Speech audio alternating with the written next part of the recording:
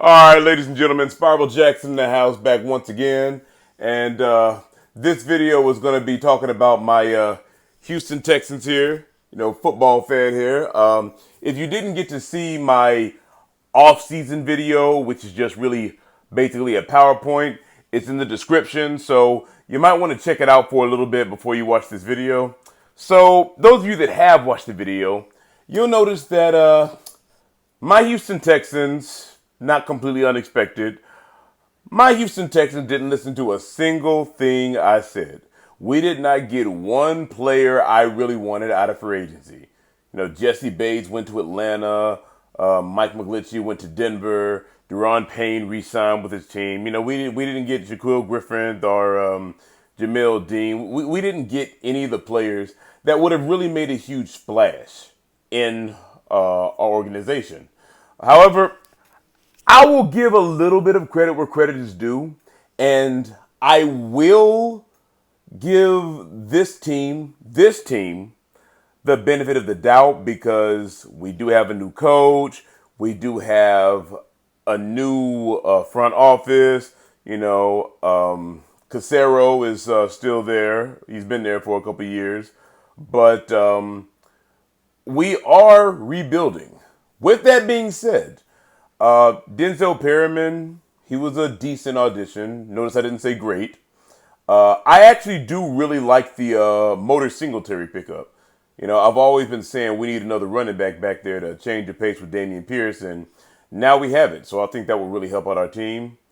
I think Mike Dieter was an okay signing. I think Shaq Mason was a great pickup. I actually do like that. I would have much preferred one of the other guys I had on my list, but Shaq Mason, not a bad pickup.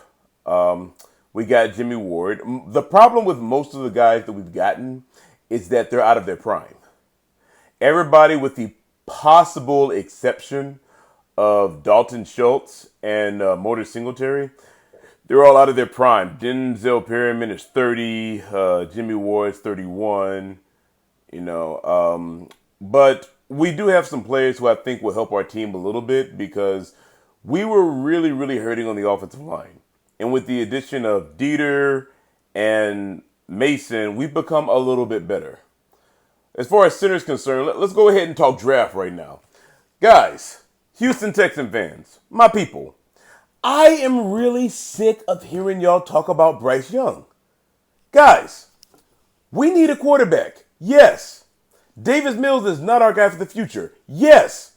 But we do not need to take one at number 2 overall. As I said in my past video, Will Anderson is my guy. Will Anderson was an absolute beast at Alabama. He's going to be an awesome edge rusher in the NFL. And our biggest need on our team is not quarterback. It is edge rusher, defensive line. That is what we need to beef up. We went out and got Hassan Ridgeway, and we got Sheldon Rankins. Neither one of them are top-tier defensive tackles. They are starters in the NFL. Not upper echelon. They're okay starters in the NFL. They're not really going to consistently plug up a hole, which we did need. That's why I had Deron Payne on my list. However, as I said before, I would be perfectly fine. I know this is a long shot, probably won't happen. I'd be perfectly fine with us taking a defensive lineman at number 2 and a defensive lineman at number 12. Just imagine Will Anderson and Jalen Carter, who could easily fall to us at 12, on that defensive line.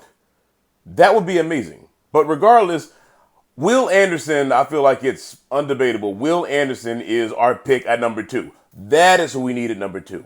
Not CJ Stroud, not Bryce Young, and certainly not Will Levis. Now, some people are talking about Anthony Richardson at number 12. I'd be okay with that. But I don't think that's the best pick. As I said before, I believe our best option, the best thing for us to do, is to pick up Hendon Hooker at the top of the second. Hendon Hooker, yes, he's old. He's also pro-ready. Yes, he's hurt. He will heal. Draft him because he is hurt. We won't do what we would do with somebody like Bryce Young, CJ Stroud, Anthony Richardson. We're not going to take Hendon Hooker and start him day one because we can't. He's hurt. We are going to be forced to let Hendon Hooker sit on the bench, learn the playbook, learn the offense, learn from Davis Mills, because here's what a lot of people don't understand. When a quarterback sits back and learns from the person starting in front of him, they're not always trying to copy them. Sometimes they're just trying to see their mistakes so they don't repeat it. And Davis Mills makes a lot of mistakes that you can learn from. He led the NFL in interceptions last year. And Hendon Hooker is a guy who's smart enough to do that. I really like him. In the third round, I believe Double O, that's the center out of Michigan, will fall to us in the third round. Yes, we have Michael Dieter. I don't think he's our future. I think he's an okay placeholder for now. Double O is our center of the future, and he will be our anchor on offensive line. I really like this guy. For those of y'all that don't know, he was a 3-time All-American and a 2-time All-American for 2 different teams. Tell me how often that happens. He was at Western Virginia. He was at Western Virginia where he was a first-team All-American, won the award for best center in college football, then graduated from West Virginia, started his master's at Michigan, played football at Michigan, once again was an All-American, and once again won the Best Center Award. So, unlike a lot of players that play in one system, and you wonder, well, did they just find the right system? This guy played in 2 different systems and was dominant. I don't care that he ran a slow 40. I don't care that he didn't do that many bench reps for an offensive lineman. This guy is going to be an all-pro. He will last to the third round. We take him. He's our center. Now, I've already told you who I want at number 2, Will Anderson. I'm telling you who I want at number 33, second round, Hendon Hooker. That is our quarterback for the future. In the third round, we have 2 third-round picks. We can draft Double O and, somebody else. Even though we got Motor Singletary and Dameon Pierce, I wouldn't mind picking up Tank Bigsby or the running back out of Kansas State. His name escapes me for a second. Feel free to note him in the comments. But there is the discussion about what to do at 12. I don't think we take a wide receiver at number 12. Again, if we did, wouldn't be the worst thing in the world. But here's what a lot of people are forgetting. We have Nico Collins, a decent young receiver. Is he a great receiver? Can't say that. But he's shown flashes that can say that with the right amount of discipline and coaching, he can be a solid receiver for us. John Mechie out of Alabama, he didn't even play last year. He is recovering from leukemia, which apparently it went very well and he is cancer-free. So forget all the football stuff. Most importantly, thank goodness that John Mechie is okay and he is cured of cancer. He is cancer-free. Now, with that being said, he was the number 1 receiver at Alabama. I believe he can be the number 1 receiver for us. But let's just say he's not. We got Nico Collins. We signed Robert Woods, who I was, didn't really care for that signing. We have John Mechie. We don't have Brandon Cooks anymore. But we can have a solid receiving core with what we have right now, if we have to. I'd rather spend that 12 overall pick on a position we really need. Like I said, Jalen Carter would be a great pickup here. Christian Gonzalez, whose stock is skyrocketing. They're talking about Christian Gonzalez being a top 10 pick. About a month ago, I didn't even think he would go in the first round. Now, top 10?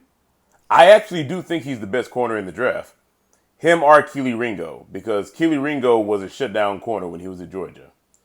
So if we take a corner at 12, Keely Ringo or Christian Gonzalez, I would like that.